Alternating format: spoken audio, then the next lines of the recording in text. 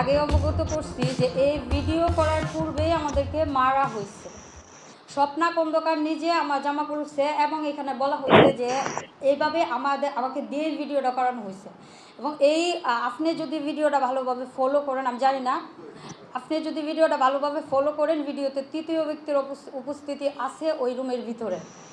যদি ভিডিওটা আমি নিজে করায় থাকি তাহলে বাসাটা স্বপ্না খন্দকারের কেন? আপনাদের কাছে এই প্রশ্ন, যদি এটা যদি আমি ব্ল্যাকমেল করায় থাকি, হ্যাঁ,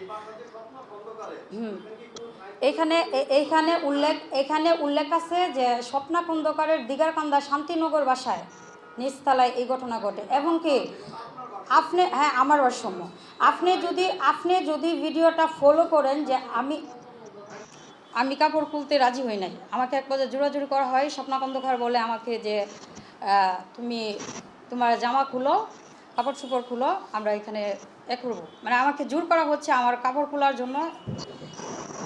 আমি রাজি না হওয়া এক পর্যায়ে কাজী বাবু, স্বপ্না খন্দকারের বিশেষ বডিগার্ড, যাকে সে ভাইয়া ভাইয়া বলে রাখে, উনি আমাকে চড়তাপ্পড় মারতে থাকে। তো একজন পুরুষ মানুষ যদি চড়তাপ্পড় মারতে থাকে, আমি একজন নারী, আমার তো এখানে কিছু করার নাই। তবুও আমি রাজি হই নাই আমার জামা খোলার জন্য।